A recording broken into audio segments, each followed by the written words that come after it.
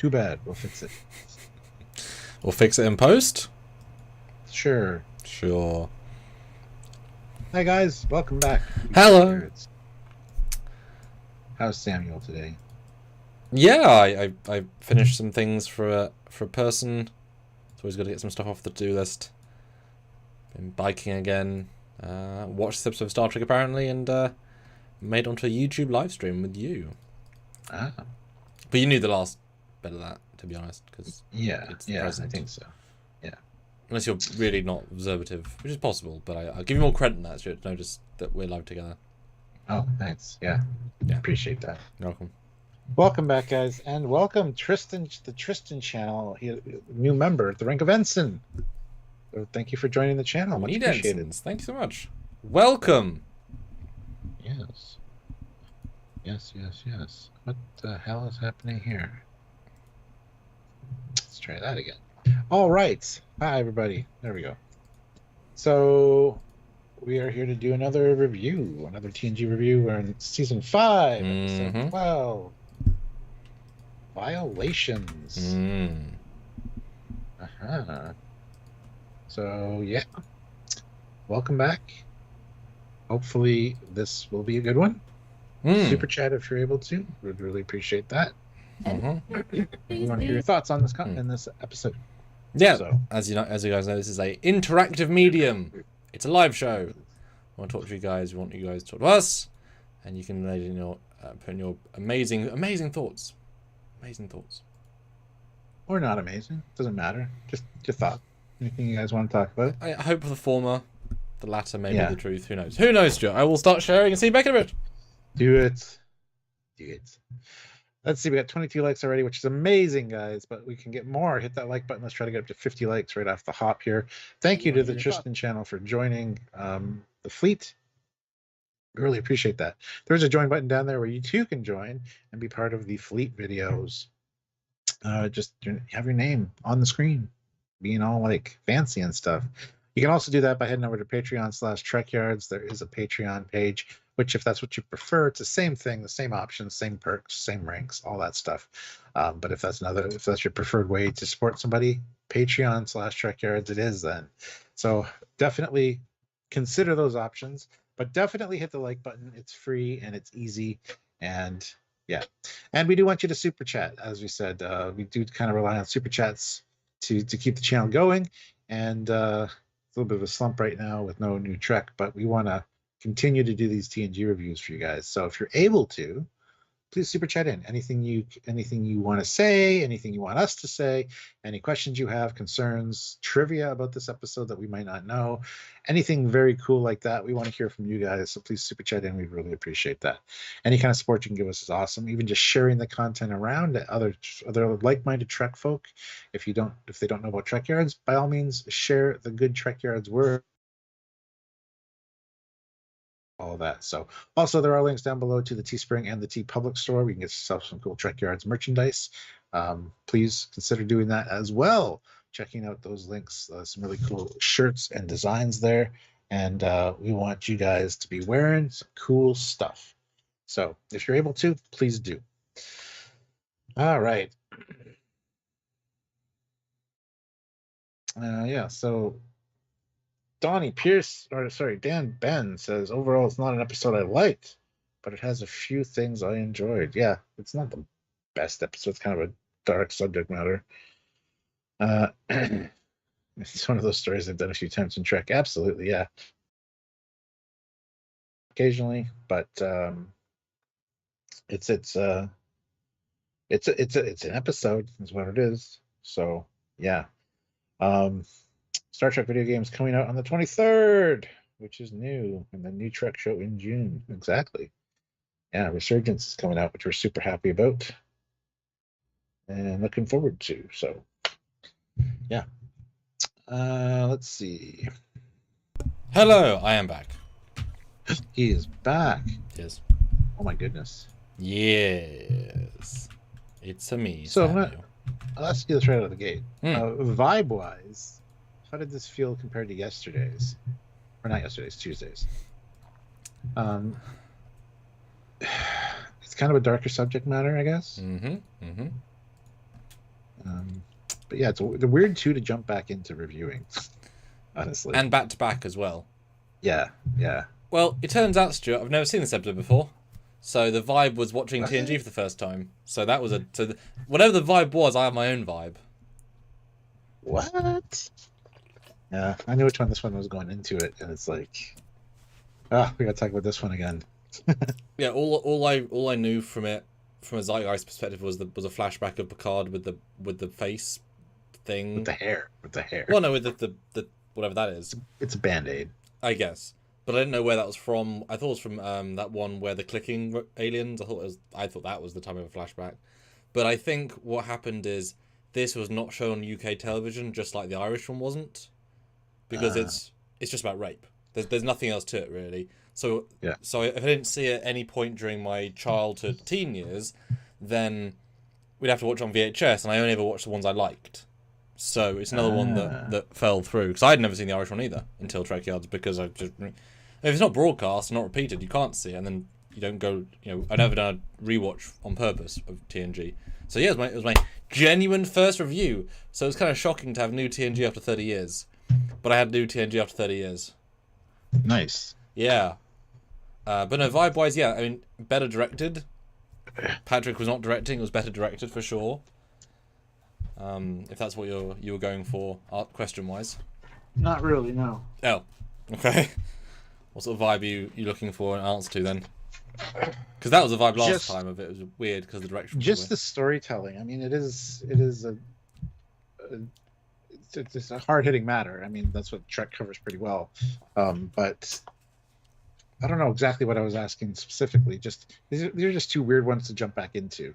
The last one just felt off. This one felt very heavy. Yeah. So. Well, the thing about the last two is they're straight line episodes. There's no B plot. There's no science fiction really. It's just here is the story and we're done. Because the guy's the baddie from the first scene where he's like, so there's no twist there. There's no surprise. You know what I mean? It is entirely on the line of what's going to happen by the end. There's no twist of any kind. I think they were trying to red herring you though, to suspect him and have it not be him at the end of the reveal, and it's doesn't work at all. It's pretty clear. Yeah, because the dad's so nice. I didn't think for a second it was him. Don't for a second. The only thing I was pleased I caught was I was like, oh, Beverly's gonna get attacked next because that would make sense, and then she did. Yeah. So yeah, extremely by the book, but better directed than last week. So a by the book better done is better than a by the book less well done. Obviously, so less well done's never good well done. What? Yeah, I know what you mean. Yeah. So Stuart, what do you think of season 5, episode 12? One of the ones that just gets pushed aside for me, honestly. Not one of my favorites by any stretch of the imagination, but on rewatch, I mean, everybody kind of had something to do. Maybe not Worf, but and Beverly and Riker were in a coma for half the episode, but overall, a good Troy episode, I guess. But it raises a few questions for me. I assume that their evening that she was remembering a few years ago didn't quite go like that. I assume the ending was different. I hope that Riker wasn't all, Anyway. Handsy? Yeah. Times 10?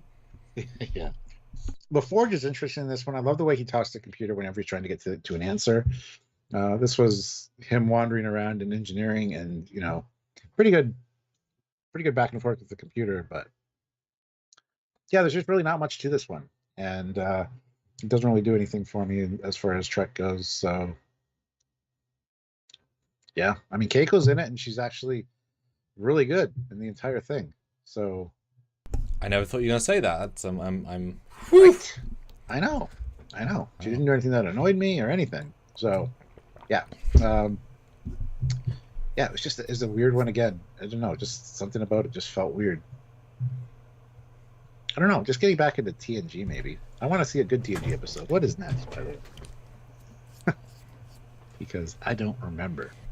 How about you? What did you feel about watching this one? Like you said, it was your first time, which is really kind of cool. Yeah, no, I mean it's every scene I'm wondering what are they gonna say. Yeah, You yeah, know, it's like hearing Geordie's thing about him when he was 8. That's new, right? To me, I thought it was kind of surprising in that it's very much a procedural crime drama in Star Trek, right? yeah, Because the sci-fi-ness of it is absolutely like 2 out of 10. I mean, you could have telepathy in a crime drama that say they're ESP people, right? So there's nothing in it that's innately sci-fi. So that grounds it to this extremely human level, which makes everyone's performances very grounded. Things like when Beverly's giving her medical dialogue, it's very what she knows how to do, but it's about her friends who are in comas where, unlike most times, there is no cause. There is just they might die. And so it's a very raw human performance for everybody. And Picard, my God, Patrick Stewart, I mean, the amount of negotiation factor, he puts in a stellar performance of how do I tell these people who I have no reason to suspect except all of the probability is them, but I don't know why. I have to say it's them without saying it's them while needing their help, while being careful, while apologising, while also being assertive. I mean, he yeah. nailed those scenes because it's just that beautiful balanced negotiator coming out. Really good there. Riker, I was shocked to see the stuff with Beverly and Troy because, of course, they aren't really a thing in TNG. But to have them be in an intimate setting a few years ago, post Beards, that's season 3, which is only like Yeah. they've been on the ship for a few years now, and they were clearly, they were poker and chill. I mean, it was that sort of night, clearly, right? Poker and chill. Yeah, well, poker. Yeah. So that was that. I didn't know that was going to happen, and then the intensity he had his moment with her was radical, because again, this is out of nowhere. They haven't been romantic for a long time. For him to be like, "I miss you," and it's like, but very like, wow, that's off type, right? Yeah. And I watched an interview that Frakes once had where he said many of the writers didn't want us to be together, so they avoided it / wrote against it. However, we wanted it. Yeah. And so we always kept in moments in scripts that didn't necessarily utilize that, put it in the performance so that they couldn't always edit it out. So stuff accidentally kept in the entire show. So even if they weren't writing for it, we tried to include it. So this was really odd to see it so in the foreground because it never is. So that was interesting. I thought performance-wise, the dad was great. He's quite likable, kind of fun. Yeah. The grandma was fine. She was nice enough. The guy was, douchebag from day one. I wish they'd give him any sort of motivation apart from mean, because they didn't think, like, I wish that he was a sex addict, but like a mind addict. I wish there was more to the end because it's very abrupt. They spend too much time on setup to payoff. So I wish that was more well explained. But of course, if you're dealing with rape, you can't go too far in the 80s or 90s at this point. So they're going for the most hard-hitting topic. They even mention rape, though. The old dad says, it's basically rape. Mind rape, yeah. It hits hard. And it does. But it's of an era they can't go into the depth that they should. Even they actually did, but they didn't go into it. It's weird because it's mental, right? It is as bad as you think it is, especially for another telepath like Deanna. It is as bad, right? Like it happens to T'Pol at one point as well, because in their species it's even worse. So pretty interesting, actually. It was very, it was very at that ground level. There weren't villains really. Guy, but he was a villain in the last like 12 seconds. Very interesting. Yeah, Geordie has this very long scene with the computer that's really long. I guess it just felt like we want to give her the scene. It's like, okay, cool. But I like their investigating, and Worf's underused, but it's a very ensemble piece, and everyone's just doing their job. So it's a very, very part of the team episode. It didn't feel like there was a lot of meat on the bones in a way, though, because you got a lot of beauty shots. So it was all meat, Stuart, for me. Yeah, you got a lot of beauty shots of the ship, which I really appreciated. So it's like they're trying to fill time almost. There's a lot of captain's logs and medical logs filling in like an exposition. And the whole time, every time they said his name, I kept thinking my name is Jev. But his name was Jev. So any of my points you want to jump on and comment on? I threw quite a lot of you there. You did. That's what I'm talking right now. Yeah. Just trying to remember all your points necessarily. Throw me a point. Just one point that you want me to talk about. How good Picard was at being a negotiator. Oh, fantastic. Absolutely spot on, Picard. That's the way the situation should be handled. And, you know, if somebody's like, I'm not blaming you, but you're the only, you know, something was missing in my house. I know you were here. Not blaming you for stealing it. Just did you misplace it? Did you knock it off the table? Did something happen? Because you're the only variable. I love how he actually says that at one point. Because many times it's like the only thing that's different is you or this in this situation. So naturally our minds are going to go there, even though we're not necessarily blaming you. It's just the one thing we got to kind of address, and I think he did a fantastic job with it. Yeah, comas aren't that regular on the Enterprise, so yeah maybe you guys. Yeah. I also love what they do though, like talking people through memories to recover memories, and Very interesting. The opening scene with Keiko is beautiful the way it plays out, and it's funny because Sylvia's done that with me. I have really bad memory block like for my younger years, and I don't know why. But she actually did the same thing. I remember like little pieces of an incident, and she'll like walk me through it and ask me questions like that, and I can kind of rebuild kind of what happened.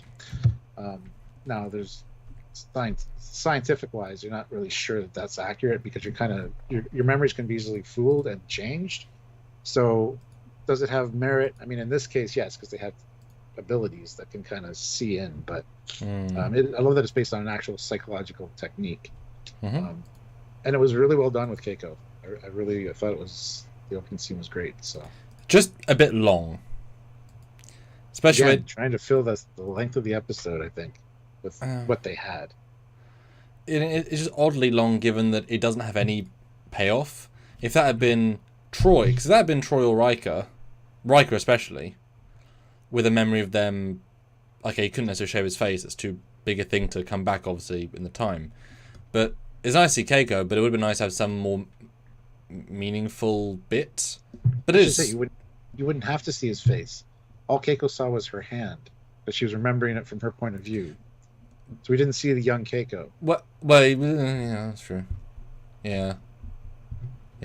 So. Yeah, I mean, if this had sort of showed that knew its entire canon, you could have, you know, the dad who appears later, who we don't know about yet, or the Pegasus that we don't know about yet. You could have those things. You know what? The daddy was in season 2. Was he? Oh, season 2 was that? Really? Those big fighting things were in season 2, were they? Yeah. Oh, ages ago. Remember, he had a thing with Pulaski. No, yeah, it was Pulaski. Yeah. Yes. Anyway, let's get on to the opening scene, which is the Keiko scene. I love the way it plays out, actually. And everybody's kind of watching. It's kind of weird, but whatever. But yeah, having a memory of her grandmother, it was quite touching, actually. I really enjoyed it, and I wish it would have tied in to something later, but at the same time, it doesn't need to, right? Or had O'Brien there to kind of add some bonus chemistry to it. Yeah. I love that she is back in sickbay, though, and they test her later to see if things happen. But yeah, I love that she tastes the memory. Yeah, there's nice acting there. You buy it, right? She does a good job in texturally feeling the scene. And you gotta love their outfits too, with all the triangles cut in them. Yep, robes with holes cut out. Aliens. I mean, they do stand out. As costumes, they actually do. I kept looking at them and thinking, "Oh, that kind of works." Actually, kind of works. But guys, poll. Stuart, read the poll. Oh, we got a poll. The poll is: what do you think of this episode? Like it, love it, meh, don't like it. And the results so far, Stuart, are meh. That's a strong 67%. Like it is at 25 though. Can't imagine anyone loving this episode. Well, 4% people do. Yeah. But guys, super chat your thoughts. Even if you don't like it, love to see some 5s come in and put your thoughts across. Yes. But it is a good, gentle scene. I think it sets up the dad well. his pushy nature, but it's, you know, although it's you know, it's so tricky to watch some things nowadays. He's like, well, for a pretty woman like you, it's like, it's a nice thing to say, but would you say that now? No, that was really awful. Yeah, you're not supposed to listen to people's memories or thoughts. Well, usually I don't, but when it's a beautiful woman, I can't help myself. It's like, yeah, that wouldn't fly today. But Sorry. this is the future, and people are more I know. secure, so you should be able I to know. compliment people's beauty. Like, you No, I shouldn't agree. judge this by either standards. She is beautiful. That's I know. I okay. just when I heard that line this Yeah. time, I'm like, got to mention it because Yeah. that today would be a shitstorm. It's just sad that you can't compliment people then. Yeah, I Uh, know. yeah. But yeah, they don't make it. They don't make it subtle that the other guy's Oh, the villain. the whole thing, like No. the whole thing with Riker, like, do you have any memories? Not that I like to share in public. Yep. That was funny. It's great. Yeah. Which is nice, because if this had been a more Deanna and him episode with a few more bits, that would have been even more poignant. That's clearly what they're implying, right? To me, anyway. Yeah. But let's not talk about Vrelnak 6. The steam baths. Indeed. But it is a bit of an odd director choice. They said, right, okay, guest actor, right, sit down, look sideways, and be a bit mean. Okay, great, cut! It's like the most, you know, choreographed, like, And don't you just love, Stuart, when they're taking people places where they have to be on time, and they think they're going sublight is a good choice. Do you know how long it takes to get places at sublight? All of the time. Why the hell are they? They're only at warp once in this episode, and it's to go to the starbase. Well, they're also on a mapping survey at the same time, though. Are they? Okay, I didn't hear that bit. Because I heard them they were taking them. Okay, because they said they were taking them somewhere in like 6 hours, not 6 days. And I was like, oh well, you could just go faster. Okay, well, that's better then, because it was very noticeable they were always at sublight, and it's like, but why? I love Data and LaForge's walk and talk about memories. Yeah. If it's an important memory, you should just remember it. It's like, it's not that easy, Data, and then they just compare it to the RNA molecule chains compared to looking it up in a file. All new to me. Yeah, that was pretty great. And Picard, LaForge is like, because it's so unnecessary, but it's so the point of part of season 1, which was Data's evolution to be human. So it's interesting to let a scene like this, where there's not enough main story, to have the scene breathe so much air that they just can walk and talk, and it's just interesting, right? It's just two best friends discussing a way I've never thought about memory in the same way. You know, it's all there. We should be able to access it, right? It's a good little discussion, and if it was any other episode, it would have been cut by a third or a half. But it's kind of nice, right? And to see this scene after Picard with their chemistry, it made me happy. And this episode specifically, because it was more ensemble, all I kept thinking was, we know everyone ends happily, because at the last time we'd seen them, Data was dead twice. Enterprise D was lost. Who knows about everyone else? We hope for the best. But now I'm like, yes, they might have problems, but these two wonderful people will be friends again and hang out in the future. That was genuinely heartwarming during this episode. Yeah, I didn't even think about it, honestly. I try to watch these without that filter, but it's because we had. I love too, though. Because we had season 1, Stuart, and let's just murder Icheb. It's like, oh, Voyager. That's harder to watch now because he's been murdered by 7. It's like, you can hurt characters, but now Terry has improved TNG a little bit. Good for him. Yeah, love too that Geordi says deck 2. And when they get out, the next scene is in the briefing room, because the briefing room, there's one door to the bridge. The other door is actually leads to a staircase that goes down to deck 2. Nice touch. Yeah, they get turbolifts right this episode. Yes, they do. Except them waiting for the turbo lift and then him hitting the button to open it. Like, it didn't say that it arrived or anything. It was just, that was weird. But maybe he pre-ordered one. You didn't necessarily need to pay for it by pushing the button. Yeah. But then you have a big old dinner. Yes. With some interesting framing. Let's put candles and stuff in front of us. And I watched this scene and thought, Beverly, are you hinting at Picard? Sexy memories. Yeah. They're flirting. But now with Picard season 2, all I could help thinking was Picard's like, I don't want to have my memories and everything. You should try. I want a hard cut in Picard standing up to his mum, hanging to death. You know, these because that's the thing. If he'd had this treatment on him, he would have remembered his mum's death possibly and triggered 30 years of early storyline. So I was like, damn. That hits stronger now. There's a repressed memory that he needs to be released to kind of express himself. Yeah. The thing I noticed about this, because I've seen this a few times, is the waitress lady walks around the table and right by Riker, and she ignores him, walks right by him, gives him a look, and he's like, "Sorry, who does what? Sorry, I missed the person. Sorry." The lady in green, the waitress. The waitress. Anyway, she walks by Riker and he gives her a little bit of a look because she kind of ignores him. It's kind of funny. Oh, okay. I didn't notice that. Cool. He's just being a flirt. So. Cool. So they're setting up a library of different cultural memories, which is a neat idea, kind of like a museum. It's a great idea. Talk about the ancient oral historians of Earth. I mean, if you're telepaths, this is a giant gift to the universe. Yeah.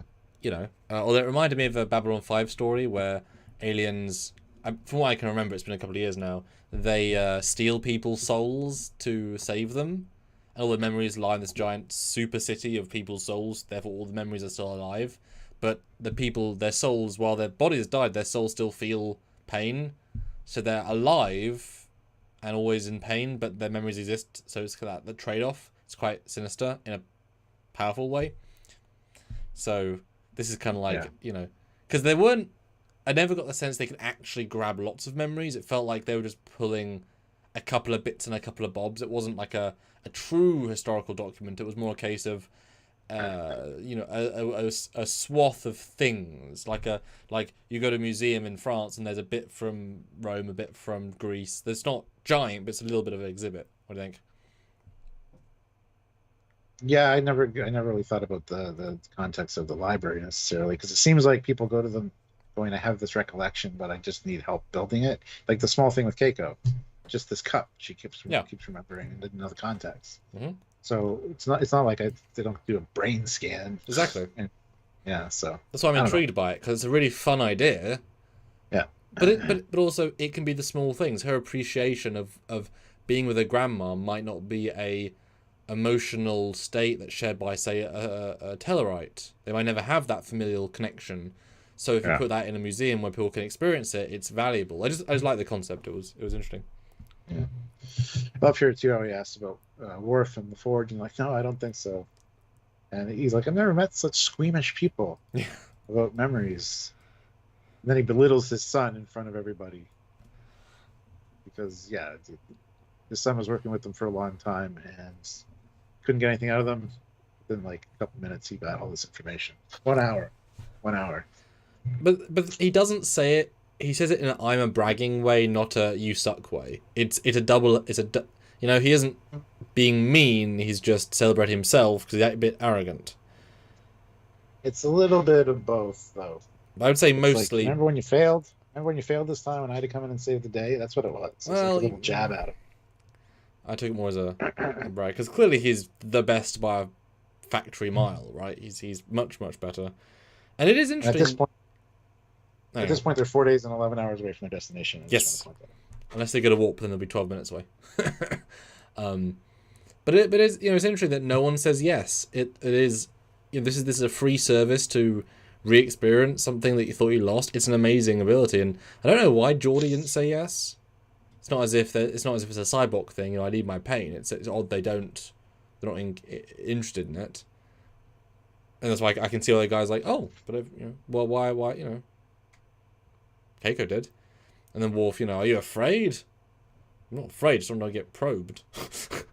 Don't go. Klingons do not allow themselves to be probed. Yeah, that's good. It's good.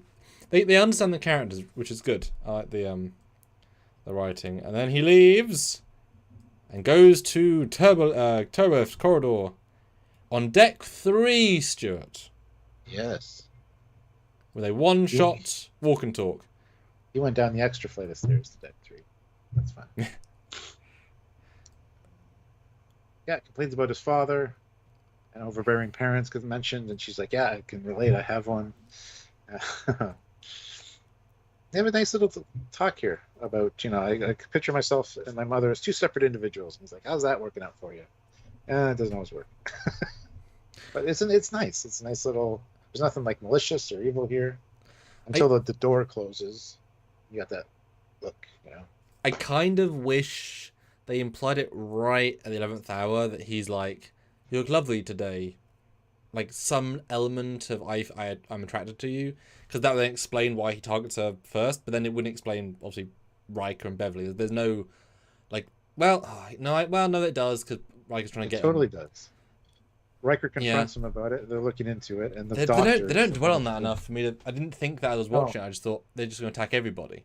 That was remarkably glazed over, and I was thinking, what is the correlation there? It's like, because it's a series of people that are looking into the thing. Yeah, that doesn't come across the way it should do. But I wish he'd been a bit, because you're allowed to have, she's single, Riker's single.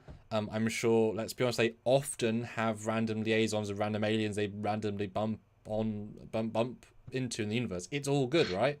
So you're allowed to have a subplot where he's flirting, she's reacting well, but then his psychosis comes out and does bad things. You're allowed to have that, but it's not here. And it makes the end scene disjointed. It's meant to, but not, I think, in that way. But what isn't disjointed is that she says deck 8, the door clearly says deck 3, door closes, it's deck 8. So they actually they changed the door in between shots, I guess. Yep. That's attention to detail, Stuart. That's awesome. That's awesome, because they don't need to do that. They do, it's in front of camera, but they don't need to do it, but it sells the illusion, because really all they've done is walked into a corridor, walked in, the door's not closed, the camera's there, it pulls out again. It's the least interesting shot possible, but because they do that, it feels real. It's and good for them for doing a one-taker, because it's not a short scene. Yeah. Then we get the hair-brushing scene. Mm-hmm. Just kind of seeing what people do in their quarters, kind of thing. She orders a hot chocolate, which is nice. I love the replicators. I miss the replicators. Yeah. But then she gets these flashbacks to poker with Riker. It's filling the chips. The chips are down, my friend. With snacks as well, little hot dog sausages as well, cocktail sausages. Yeah. So he's got the beard, so it must be within 2.5 years, 3 years ago. So it's recent. They're both looking actually quite nice. It's clearly date night. I mean, as in this is clearly a date. And I do assume that the chips fell. He went down to help her. Probably kissed her. I took that as a real part. Yeah. Would it adds another romantic counterpoint. Except, of course, Stuart, she's never kissed him with a beard before. Oh yeah. What was this then, Troy? Maybe the kiss didn't happen. Maybe he just helped her out and said, "Do you ever think about us?" Possibly. And then they picked up the chips and continued on with the night. Yeah. So it's not concrete proof. Yeah, but it's such a line in insurrection. He literally shaves his 10-year beard to kiss her properly because she doesn't like his beard. There's 3 examples in TNG. This, I guess, is a 4th where she does kiss him with a beard. But I like the fact this shows they had an interplay throughout. I mean, you imagine they sometimes have drunk nights where they say, you know what, let's do something tomorrow night when we're sober, and then they get together. It's like, oh, it's chemistry, right? It's gonna happen. Like some creepy visuals when the guy, Riker turns into the other guy. Really weird camera lenses in this one, especially with the flashback scenes or the memories. I'm not always a giant fan of surrealism because it just often feels, let's do weird for the sake of weird. But I think for the most part, this director did a good job of disjointed. It is a bit padded because, as you said, it's probably not enough story to keep with it. But you do build the uncomfortability, of course, and you do, because it's a mind prison, right? If the fact that she's repeating it isn't just remembering. It's a mind prison. It's corrupting the memory. I think it's relatively well told visually, and it's not fun. And yeah, it's real bad. Although we don't get the context of, did he actually go to her quarters and come onto her like he did the other time and stay with her for a few hours to break her brain, or I guess he didn't with Riker, but No, I would assume he did not go to her quarters. It was all in her head. Because then when we see her next, she spilled her hot chocolate all over herself. Yeah. So hopefully it wasn't too hot. But yeah, this was all. Because if he can do it all long distance, he wouldn't need to see her at the end, would he? No, I think he was trying to overcome his desire there, but then he said they got to leave. Turns around and like she keeps talking to him. Yeah, we'll get there. But it's relatively effective, I think, this scene. Yeah. And it's abrupt. I mean, boom, coma. It's actually like, oh shit. The stakes go from like an 8 to like a And then beauty shot of the Enterprise. Captain's log talking about her going into coma. With no reason. There's no medical, no psychological. It's just not there. Yeah.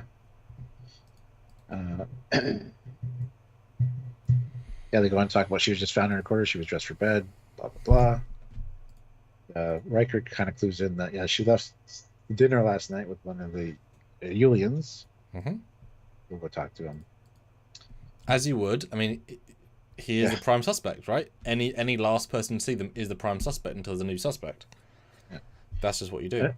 Even not being a suspect necessarily, just the last person to see her. What was she doing? Where was she going? Kind of thing. Yeah, for information. But then Beverly's going to check the transporter logs again, make sure that they didn't bring any harmful organisms onto the ship, which could be accounting for it. But they're not jumping to conclusions necessarily. I think Riker might be. I think Riker might be a little bit of a jealous kind of, because when he confronts him, my name is Jeev. He says, he goes on to say she has a really nice sense of humor. That's where Riker like sits back, pulls his shirt, and is like it comes out right there. But, yeah, it's another scene of the professionalism is super important here because there's no evidence, but he's the only suspect. But the fact they still play it in this polite way of this is part one. I'm going to go and talk to him politely, off record, just to say hello. I thought he handled it very well as an actor. Yes. And then obviously the other guy, he pushes that button of something personal, and then it shifts. And I absolutely adore the, if we could just, if you must talk to us, okay, good. You agreed. You're gonna finish your sentence, say, but don't. But I stopped you, therefore you agreed. It's a really fun power play, of course. But you can already feel the guy's like, I have to get away with this. But he must have thought about this, right? He must have had a plan ostensibly, because you can't just get So being talked to, being tested is the best way of proving innocence. If you can hide the guilt by just letting yourself be. So he has to play innocent to even think about getting away with it. Yeah, and Riker asked him, did you go into quarters? Did she say anything about feeling ill or anything? Like he was really covering all the bases. Yeah. He wasn't it wasn't accusatory. No, it was good. It was good. It's good to balanced. But the fact is, they would have had records of he would have already known. The computer records show that Deanna went to her quarters alone, so he would know before he talked to him that. I don't think he checked. I think he went straight down there. Well, he's a professional, Stuart. He would have. You would imagine so. You would imagine. I don't think he did. But he'd have to go in with a. But did you? He should have, and he would have in any other situation, because he's a poker player, right? Yeah. And then he even says, "I'm not implying you did anything intentional, but we want to have all your people looked at by Dr. Crusher." He says pathogen. It could be biological, not your fault, right? So all good, great reason. And then Jeff is like, "If you wish to examine us," Riker's like, "Fuck," gets up and leaves. Like he's mad at this point. But it's so well played. It's like you get it, but it's professional. Because he isn't. I mean, you can't just be angry at a guy who's probably innocent because you have no evidence, right? You can't just be dickish. You don't get this rank without being that. But anyway, another shot of the Enterprise D I don't remember seeing before. Beautiful shot of the Enterprise D. I think they're every single shot in this episode. It's like let's appreciate the Enterprise in this one, guys. It's one thing I noted right away. Like, I love these beauty passes and stuff, and this one has a lot of them. It's like all the unusual ones. Fill the time, yeah. Because most of these are built around something else in the shot. To like an anomaly or a gas giant. There's a shot later on where they're meant to have an Excelsior in the shot, and so the Enterprise is off to one side and back. Yeah, I noticed that. And it's like, you're missing the thing in the foreground. The shot doesn't work up in the foreground, guys. You need the other ship!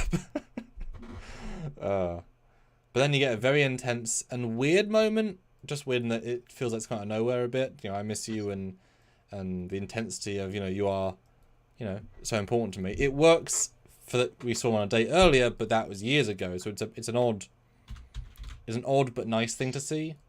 Didn't they had chemistry wise.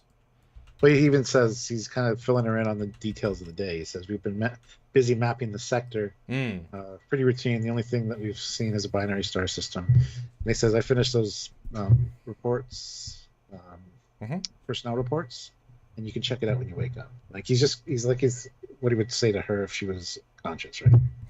And the callback to the worst episode of TNG. Yes, I know. Like you did with me once in the clip show we filmed for $12. I know. I was going to mention that too. What a great reference for the shittiest episode ever. My goodness. That's great. It's true, though. It's exactly the same. Yep. Actually, it's really great. But Stuart, send out a like goal. An SOS goal. We need help with our likes. Hit that like button. Let's get up to 50 likes. It's only 2 more. I think we can do it. We have 48 people here. We could probably hit 75 likes. Also, super chat, guys. We haven't had one super chat this live. If you want to help us out, please do so by super chatting your thoughts, comments, questions, trivia, things you know about this episode that we might not.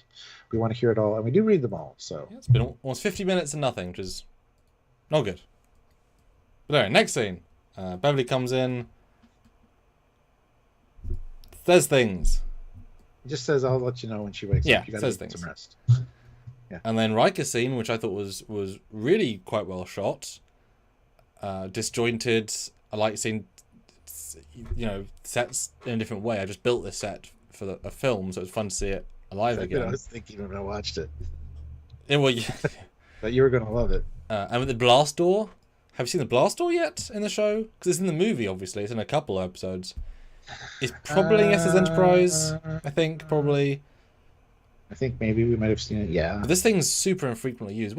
Where's they house this? It doesn't always live above the set, does it? Because it's a big old door. Yeah, I don't know. Is it in the garage somewhere?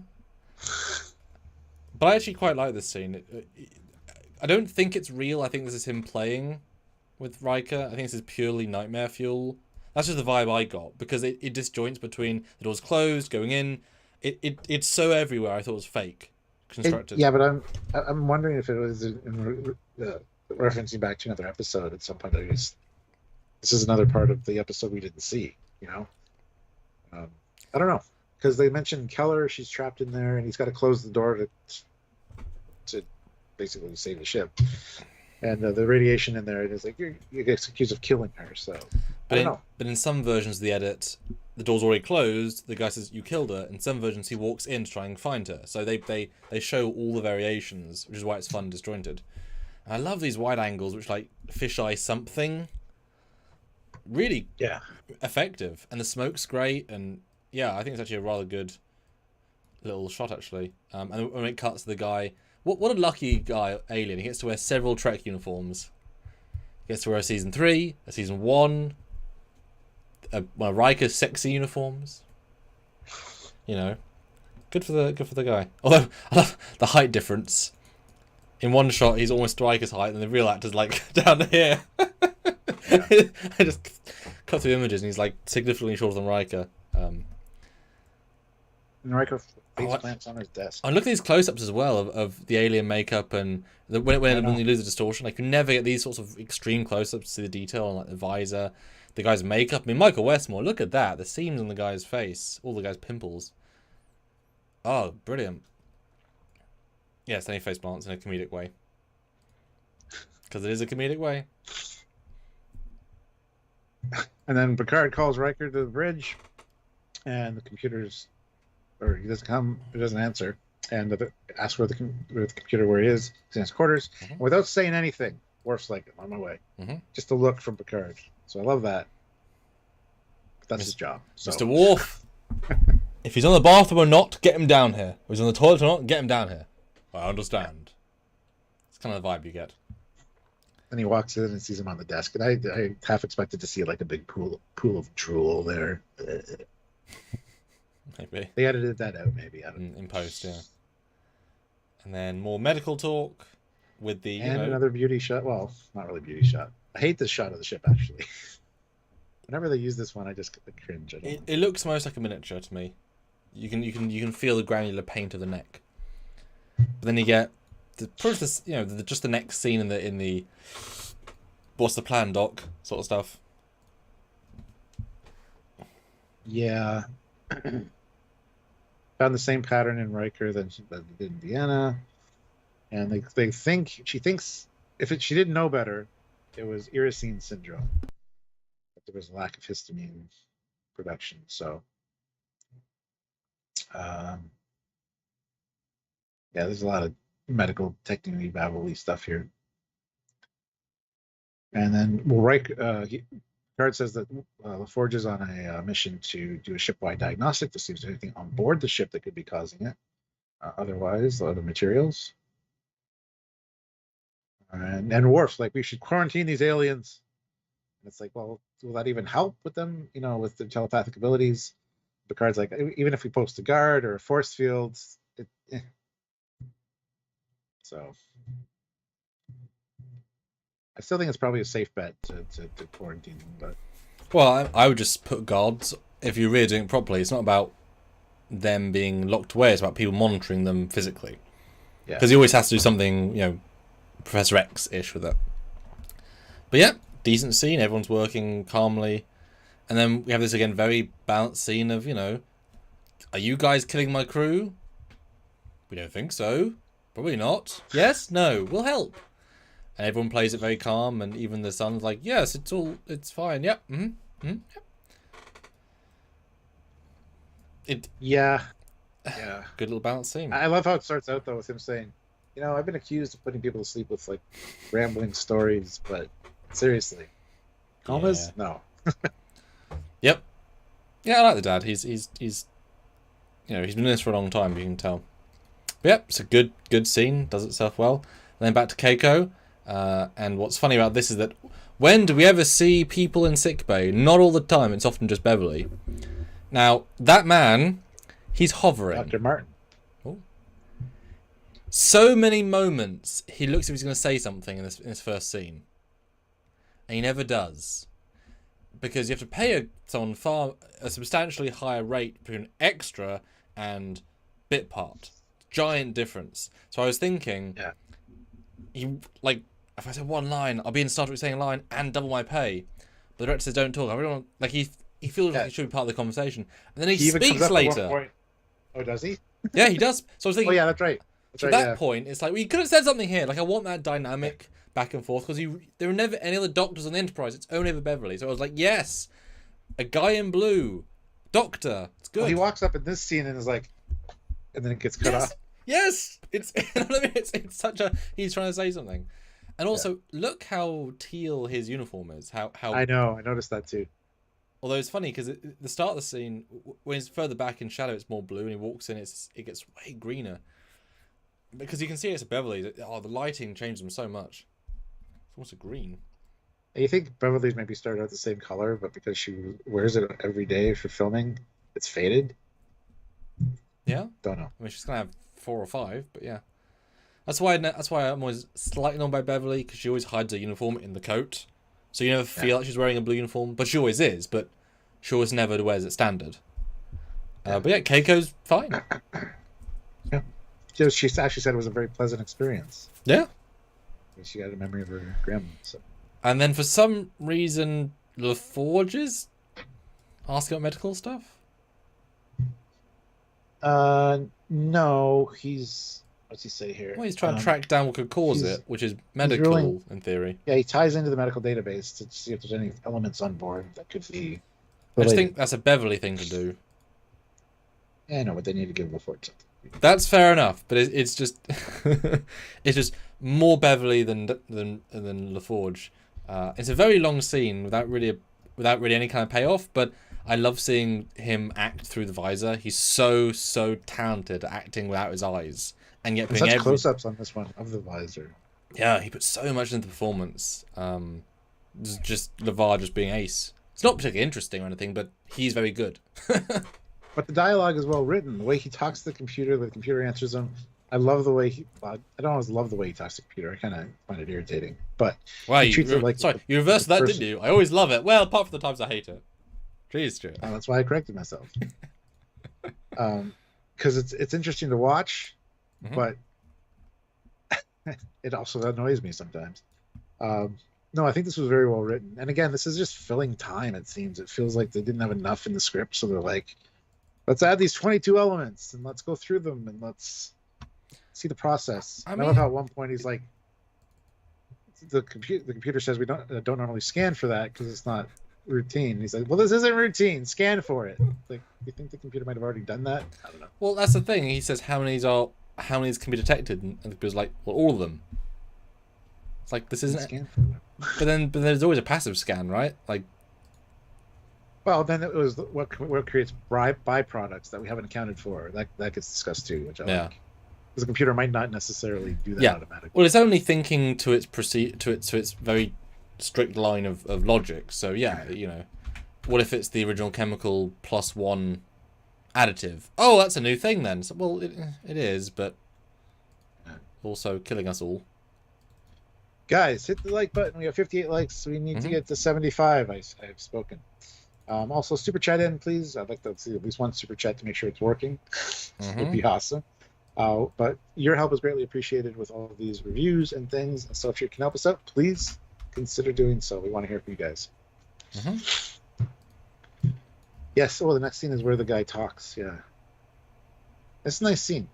I love the way she's like, I'm good. I'm just looking up some more stuff on this Ersine syndrome. I don't know. Yeah. She's cute in this one with the way she smiles. And I say, see you later. It also shows that this is, you know, two of my friends are in could die at any second, but I'm a professional. I've got to just do the work and get through it. Yeah. So she's, like I say, she's sort of charming, but she can't relate to it in the way that my friend's dying. She's just got to work and think and process it like a problem, right? Yeah. I mean, doctors have got to be removed from the situation a bit. They can't function otherwise, right?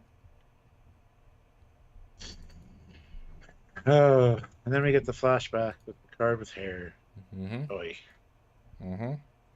What could have been if they had insisted he wear a toupee. Body.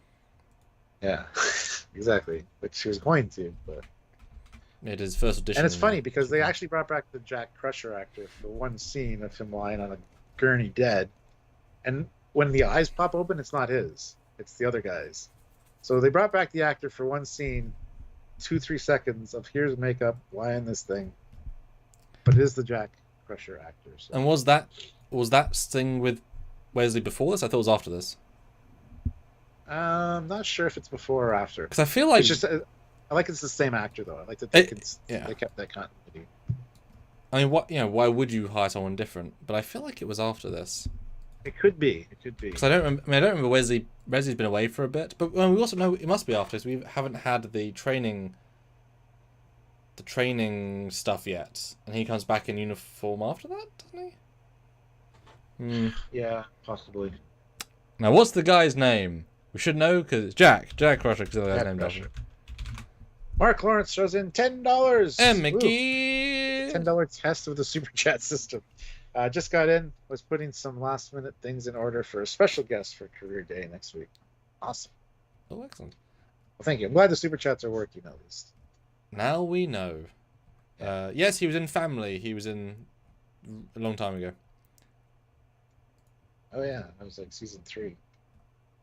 4. 3, 4, I don't know. Back then. Yeah, so that's bringing him back for that single piece, yeah. And that's not an easy makeup either. Although, what the hell killed him if that's the thing? Looks like an electrical surge hit him in the neck and like... It does. The problem with this scene is that I really wanted to see more. They've never gone into the Jack Picard thing, and just seeing him in the old uniform was fun because he hasn't worn it for a couple of years. Hair obviously is pretty radical by itself, but just this dynamic, because this is Stargazer him, this is Captain him, this is which I guess canonizes he had hair while Captain Stargazer. I gotta say, his hair is very immaculate for being dead. Well, usually in this kind of situation, it'd be like more ruffled because it was under a blanket. It's also been dead. Stuart, it's Space Morgue gel designed to keep it all perfect. Gotcha. But yeah, it's actually a good dramatic scene. I like Beverly's weird hair, and I kind of wish that they'd. It's such an unnecessary thing. I kind of wish they'd matched the alien's hair to Picard's hair to make him look even more silly. Put the same wig on him. You couldn't do it, but yeah, I like it. It's a good, and to see it's such a harsh thing. And I like Picard. Yes, this is the last thing you're gonna remember your husband of. This cadaver. That's horrible. Yeah. It's a really strong beat. I appreciate that 2 out of the 3 flashback nightmares were meaningful moments. I kind of wish then we'd had Riker being. Oh, you know what they should have done? They should have had Riker's one be about best of both worlds, about killing Picard. Then Shelby could have come back for a bit for like a scene. Yeah, that would have been like 2 out of 3 meaningful. I wish the third had been. Dan, I know Dan. Yes, the picture in Nemesis shows him young out of the academy, but with no hair. That's because they were using Tom Hardy for the. I know. Just it's fine. But of course, you could re-stimulate hair follicles at any point, right? Yep.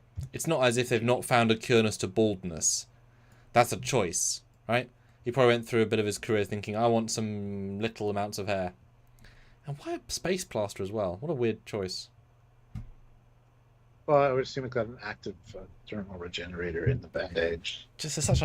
I wonder if it's hiding something that Patrick had that day that they couldn't get rid of. No, they're just showing that he's injured from the same thing that killed Jack. Yeah. Space injured because it's got flashing lights. Yes. Yeah, and then another walk and talk to find Beverly. Yep, the things and bobs. Emergency medical team to Dr. Crusher's office immediately. How far away is the emergency medical team? They're in main sick bay. Jeff, over here. Oh, okay. No, Jeff is the bad guy. No. Jeff. No, we've got good Jeff and got bad Jeff, Stuart. Lieutenant Jeff DeLusa is the medical chief. Emergency medical chief. Canon. There you go. More Enterprise. Again, I hate that shot. So overused this one. Mm-hmm. Always off center as well. It looks like the leading edge underneath is like wrinkled. I don't know why, but it always looks bad. Mm-hmm. This scene's actually kind of great. They've cross-checked everything component-wise on the ship as far as environmental factors. Nothing's causing it. The only thing in common is the Yulians, and then so now they come to the conclusion they need to look at the other planets to see if there's any mysterious comas associated with any of the planets they've visited. Yes, Mr. Stefford. My name is Jeff. It's actually spelled Jev for this character. So, and Picard says, yes, we must confine them to quarters as a precautionary method. If one of them is behind it, this is the whole conversation of will it matter because they're telepathic. So, and then we find out Counselor Troy's regained consciousness. So they got to go talk to her. 46 people here, 58 likes. Guys, hit that like button if you haven't. Let's try to get to 75 likes if possible.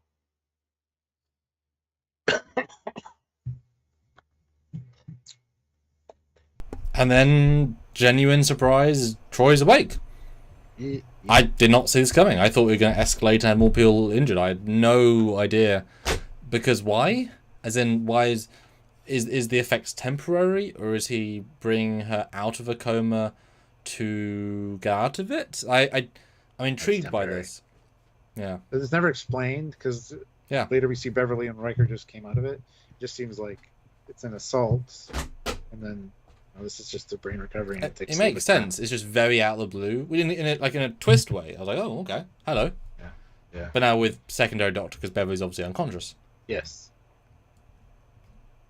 And I guess you can imagine. Remember? I guess you can imagine that in the olden days on the planet, if it only lasted a day or two, you could attack people who weren't actively busy in society.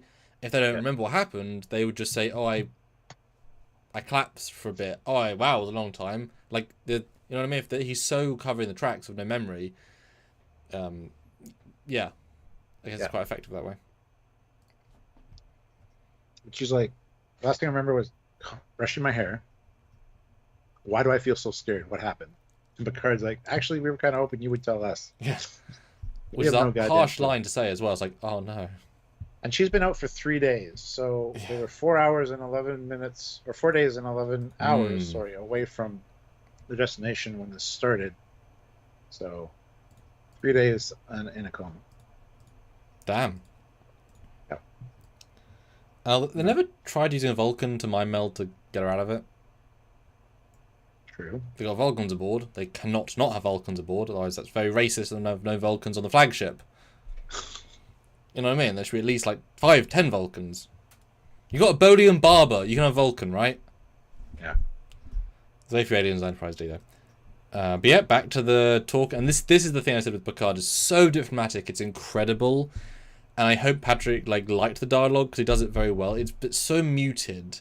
Yeah. But it's careful. It's eggshells, but at the same time he's projecting strength because he's not weakly saying, "We don't think you did it." He's balancing all these multiple things. Diplomat through and through. It comes across beautifully. Yeah. Even to we're asking you to voluntarily stay in your quarters. Yeah. We don't want to accuse you and lock you down. Yeah. But you're the one variable that's different in all of this. We fly through space a lot. And yeah, comas, just saying. Like only after a huge amount of rum and ale, but that's only every other fourth Thursday. I assume then this team of aliens have a very, very good reputation because he's so eggshells with them. With other aliens, he'd just say, "Guys, it's probably you, right?" Like he's so unwilling to directly accuse. He must be quite famous for this. Possibly, I would imagine so. Well, they're building that library, so yeah, it's the big thing they're working on. Yeah, and then we get Data and Geordi. I love this angle. When do you ever get to the toilet? Right, it's a great side angle. I know. I just wish you could actually read head. Although speaking of that person's bottom next to Geordi, A, they're very thin, and B, it's such a look at that guy or girl. That guy's ass. It's like so. Right. Yeah, I know. I noticed it too. But at the same time, I'm thinking, now I know what they're talking about with those uniforms because they always said it hurt their back because of the way it kind of pulled on them. Look at his back arch. Like, damn, man. I mean, you've kind of seen me in shirts. Like, that's kind of my back. I've got quite a curved back. That's how I look in uniforms, unfortunately. Yeah.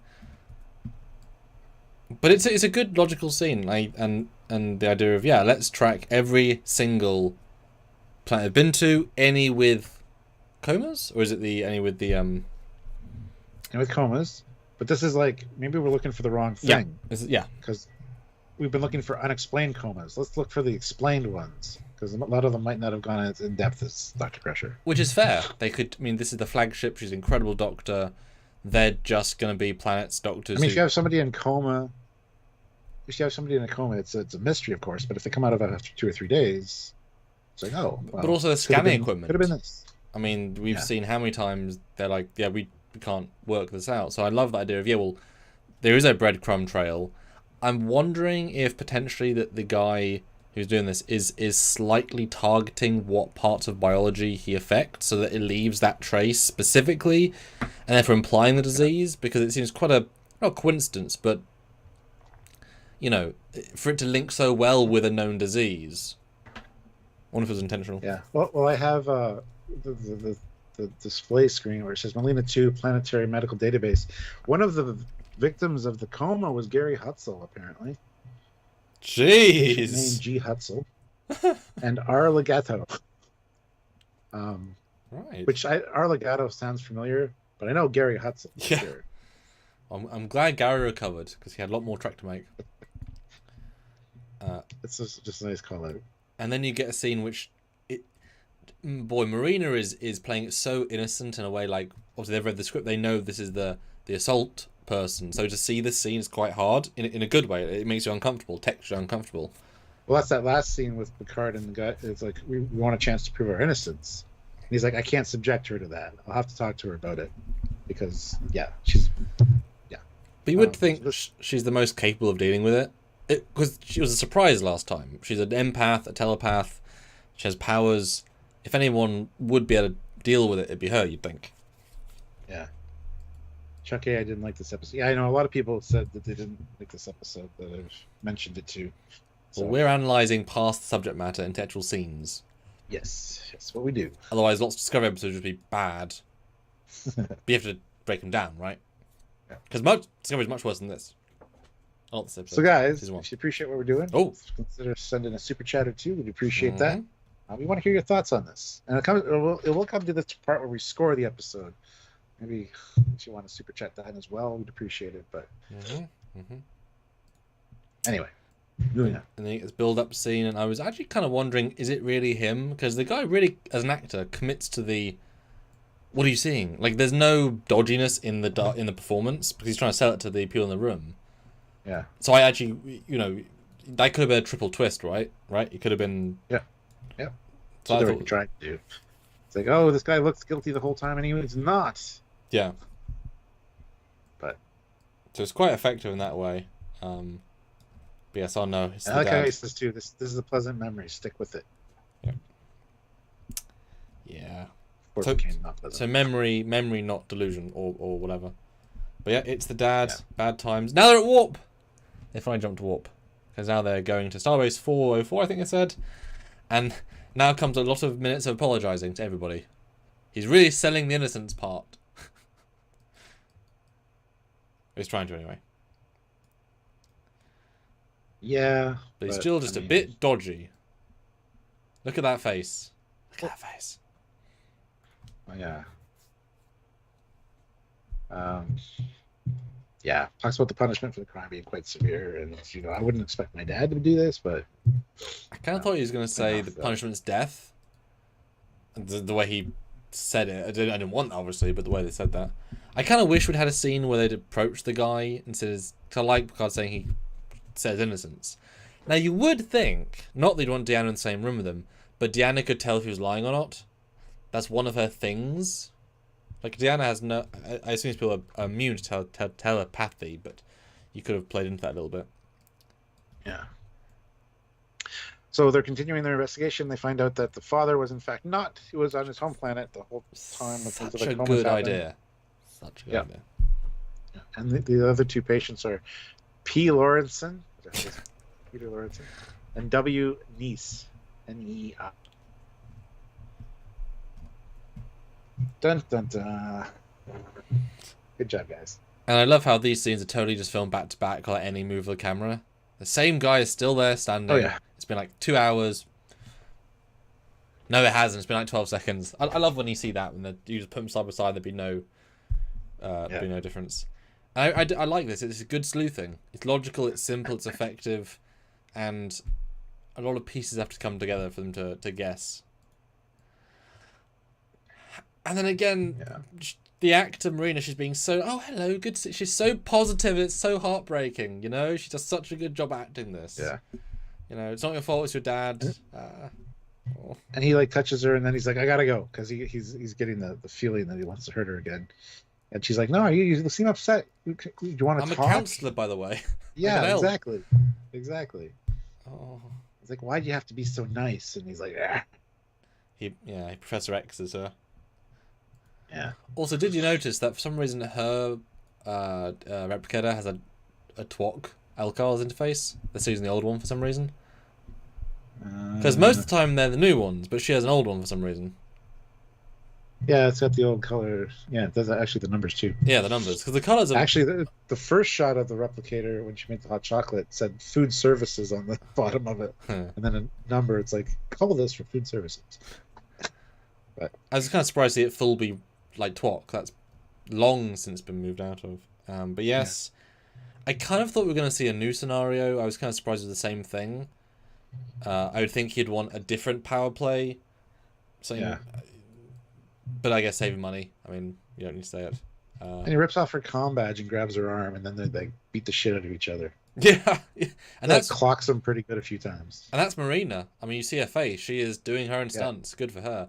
And the fact that she's a tiny lady, you actually kind of buy that her energy is quite strong here. She does a good job at selling FU. It's actually quite an effective little moment. Speaking of FU, Worf comes in and one palm to the face, done. It's really good as a hit. It's really effective. Although scroll through, look at the people, the security guards next to Worf. He's just beaten the shit out of somebody, and it's like they're so like, oh, this is normal. Worf will be Worf. It's so neutral faced. There's no call to action, right? Because I assume they've said computer locate man. They found him there. So I was thinking weird Deus Ex Machina to come in, but of course they're on the case, right? They really good timing. But it feels too easy, even though it's been thoroughly put through, right? It's a bit easy, but you know. Yeah. So she says what happened. They explain that he wasn't the only one present for all incidents. Was this guy? Mm-hmm. His name is Jeff. Mm-hmm. Yeah. Then we get the closeout with we're sending our finest physicians to your word to help you guys out. And like they've already been in contact with us. Mm-hmm. So, and then he talks about 3 centuries ago we were like brutal. This is where he says this form of rape. They actually say it, which they don't usually do in Star Trek. They usually kind of just, yeah. And Picard's like, yeah, we were violent too, but like you, we evolved, got better. But the seed of violence is within each of us. That's it. Was kind of a quick wrap up, as are most TNG episodes. Let's be fair. Large majority of them, anyway. All right. Yeah. Somebody's here hasn't the like button. Give it a like. Yeah, it's you feel the guy's pain. You feel the guy's like this is just. I wish they'd said why the son did it. They don't even try. They don't say he has psychosis. I mean, explaining why rapist rapes is obviously a bigger question, a bigger answer, but there's nothing there even remotely. I would like if they said he's ill, he's sick, he's just, people in our ancient history had a defect in their biology. It was, like they say in Discovery, how the Terran people have an innate wanting for violence. Right, okay, it explains it. But it's so, like, the way he hurts Riker and Beverly are not based on the R word. That's just attack. So it isn't about that per se. It's about he just attacks people. So it's not. You know what I mean? There's. It's just violence. It's like people that are just violent. Yeah. So yeah. So I wish they'd said. It's reported that when they invade someone's mind, that's the bad part. It's not what he does inside the brain. It's the getting past a person's mental barriers creates a chemical in their brain. They're hooked on being inside people's brains, which is an invasive thing, right? That you could go literal with that in the figurative sci-fi way, but they don't. Well, they actually kind of explain it, because when he's talking to Picard apologizing, they're kind of talking about why his father would have done it. And he's like, I don't know, it's to form a power play, to feel dominant over someone. Okay. So he's kind of explaining how it. But that's not what this guy does, though. He's not doing it for power. That's not what that feels like. So yeah, that's just a few things. I wish a bit more a meaty out, because it's very like and goodbye. Oh, goodbye. It's really abrupt. Yeah. That's episode 12 of season 5. Yeah, I'm actually looking forward to next Thursday. We're doing Tuesday and Thursday reviews. Tuesdays is the Masterpiece Society, which I remember, and it's whatever. And then Thursday is going to be the Conundrum, which I absolutely think is that's the fake officer one. Yeah, with Officer Macduff. Yeah. So yeah, it's that time of the day, night, evening, afternoon. For scoring the episode. So guys, please super chat in with your scores out of 10 for this episode. What did you think of it? A lot of people are kind of polarized on this one. They either kind of enjoy it or it's just kind of meh, or they just absolutely despise it. So there's also a poll to go vote on. So yeah, we'll read your scores after we give our scores, but a couple super chats would be great. So there goes your final thoughts then, Stuart. It's just kind of for me. It felt like they should have a B or C plot going along with this one almost, but I think it's such heavy material that they wanted to just do an episode based on just it instead of having something kind of also going on at the same time.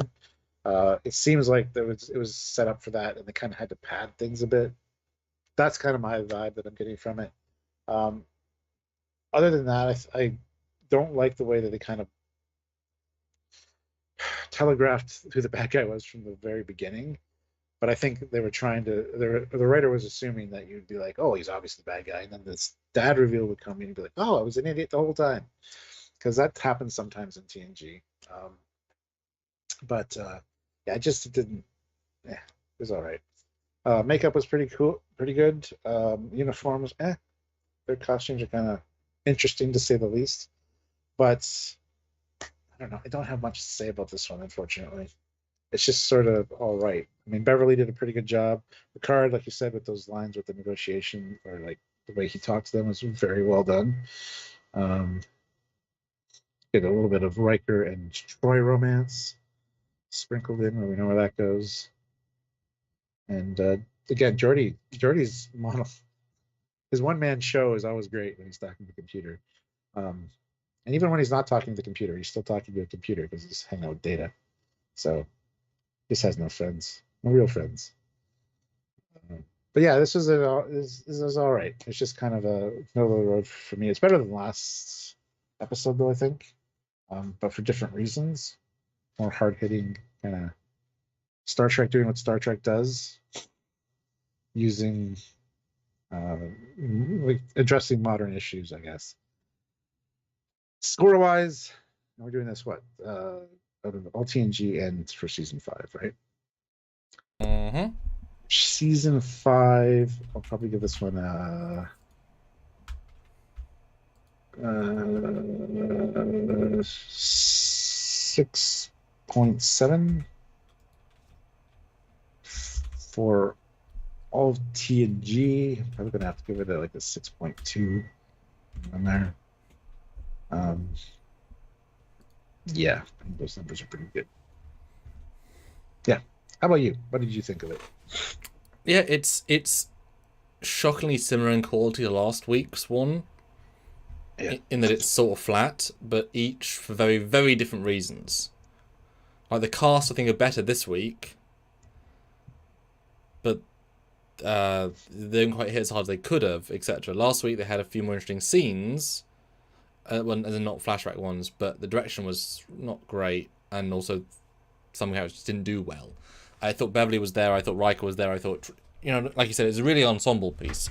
It's just it wasn't it was focused enough. It wasn't focused on trying to tell more story in the time, because if they had, either by a twist or by a bit more depth or by something else, everything else would have to speed up, refine it a bit more.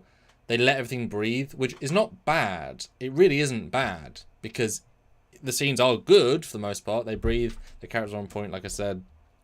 It's just missing that extra va-va-voom, that extra oomph. It's always, not fun to see Troy get attacked, but of course, I mean, everyone gets attacked in different episodes, right? It just feels worse because she's a woman who's more vulnerable, but I mean, she's a strong female, so yeah, it's like she's just a person. I mean, Worf gets beaten up, we don't feel sorry for him. Like, everyone gets, I mean, Jean-Luc got assimiled by the Borg. I mean, like, they all get attacked. I'm not going to say, oh no, beat on Troy episode. They all get, right? Yeah. And she beats him up physically. I think she kicks him in the nuts. That's literally one of the moves, so, right, anyway. but it doesn't have almost any Vavavoom. The flashbacks are good. I wish they're a bit stronger. But I think you're right. Definitely better than last week. If you subdivide the pieces, Yeah. if you rewatch it, take the segments, it has more strong segments. As a whole, it's weak, but then you review it and it's like, okay, I see where they did good stuff, right? So that's why these reviews are interesting. I'm gonna give it for this season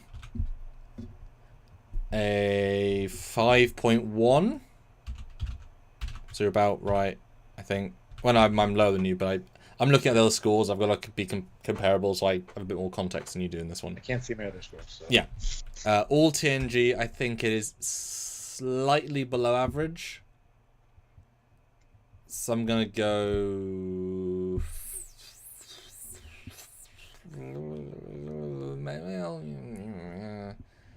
There's nothing innately bad. No. It's just there's not enough in it. No. There's something about it that seems lacking. Yeah, I'm going to stick with a 4.9. So it's just below average. Yeah. Because, like I say, not much bad, not much great. A lot of okay, bit of good. It's on nobody's rewatch list. Unless it's like a full rewatch of this whole series. It was my first watch, though, so I have the super unbiased perspective. I got to enjoy it for the first time. I imagine it'd be worse second viewing because nothing happens. Like, yep. I actually got to enjoy it for realsies. Yeah. That was a first watch experience. I was back in 1980, whatever, 1992, and enjoy it, etc. Oh. Yeah. That's what you guys were saying. Verpine throws in $2 and says a 6 out of 10. Interesting. And Mark Lawrence throws in $5, 6 out of 10 for me. Maybe Troy has an older replicator because it makes tastier chocolate. Senior crew perks. Oh, less constricting controls, less dietary things. She's like, yeah, but the old ones. I want my old one from my old ship. Yeah, that's good. I like that. That's kind of fun. Personal replicator. You guys' scores though, non-super chat are Ryan 5 out of 10, Dan 4 out of 10, Hypno 2 out of 10. I'm gonna give it 2 out of 10, and that's only because makeup and hair were really good this episode. Yeah, they got variety. I mean, Picard's hair. Yeah. Hair. Ozzy 5 out of 10. Dan as well 4 out of 10 again. And Donnie 7.5 out of 10. Some more 7.5. Wow. Donnie didn't give it a 10. He didn't, but he loved it though. He thought it was one of the best of TNG. Donnie and his scores. Is. Yeah.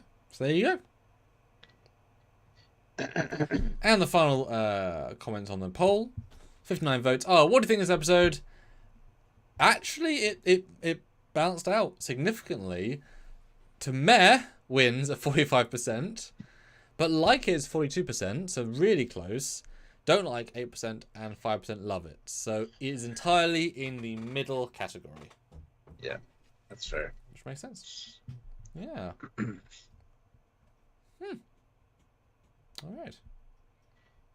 All right. Yeah. There we go.